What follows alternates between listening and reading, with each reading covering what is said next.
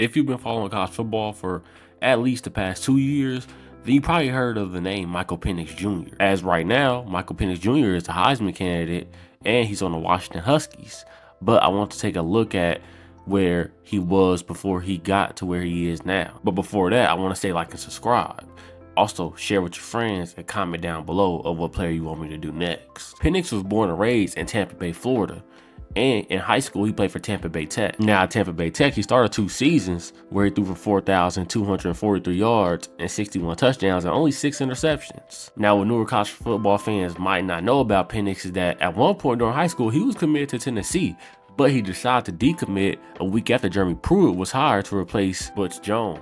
This led to Penix committing to Indiana later on. Now, as crazy as it is to see how good Penix is now, he was only a 3-star coming out of high school. And in his first season, Penix showed his potential as he completed 21 of 34 passes for 219 yards and a touchdown. The only problem is he only played 3 games, and that's because he tore his ACL.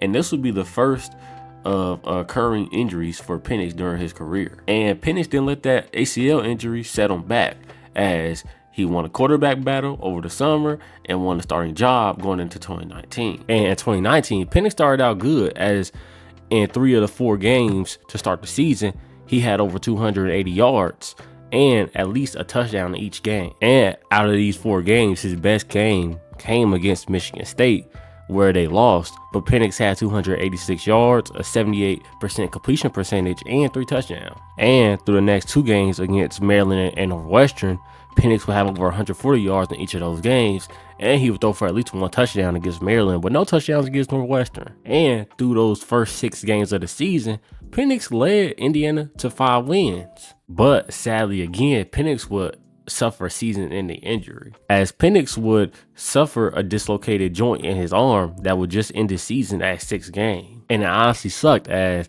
Penix was showing the potential of what he could be and how much talent he really had at Indiana. But the next season is when Penix really put the world on notice to how good he is and that he's one of the best college football quarterbacks in the nation. As even though he suffered 2 back-to-back season injuries, Indiana still named him the starter in 2020. And since it was the 2020 season, Indiana was going to play in all Big Ten teams throughout the season.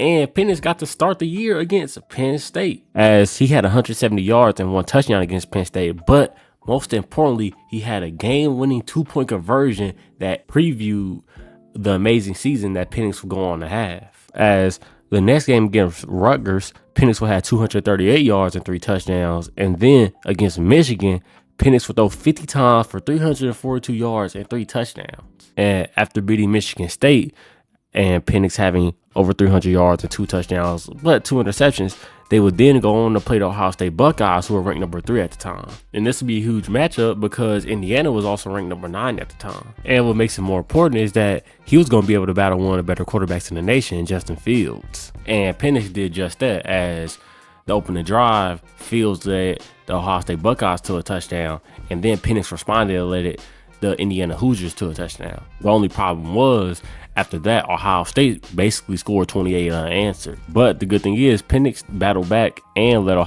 Indiana to multiple touchdowns. But Indiana fell short as they lost 35-42. But Penix had 5 touchdowns and 491 yards. And Indiana at this time was rolling as a team, as not only was Penix doing great, but Indiana was ranked inside the top 20. And Penix's name was in Heisman conversation. The only problem is, the next game against Maryland, in just 19 passing attempts, Penix tore his ACL again, and this is the same ACL he tore his freshman season. So once again, over the offseason, Penix had to heal up and get ready to start another season, as he was a starter going into the 2021 season. The only problem is, during the 2021 season, Penix just didn't look right. Through the first 3 games, Penix would have 4 touchdowns, but he would have 6 interceptions, including 3 of those interceptions coming in the first game and another 3 coming in the third game. And in just the 5th game of the season, Penix would suffer another injury, as this injury would sideline him for the whole season again.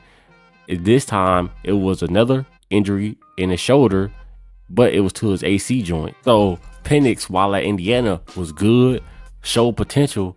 Only problem is, he couldn't stay healthy, as he never got to play a full season with Indiana. And sadly, it sucks because during that season, in 2020, where he looked his best, he looked like he could be one of the better quarterbacks in college football. And Penix even said that all these injuries that he accumulated at Indiana was just mentally taxing to him. And Penix said this before week 1 of the Iowa game in 2021. He said, "There were times when I wake up in the day of the game and I went to my roommate leaves and I just lay on the floor and I cry to God." And then he would later on say he would cry because he knew where his head was at the time and that it wasn't truly fresh. And with Penix suffering all those injuries, he said that he wanted a new start and a new beginning. But he did state that he is a Hoosier and always will be a Hoosier. But Penix decided to transfer to Washington, where his old offensive coordinator back in Indiana became a head coach. And I think it's safe to say now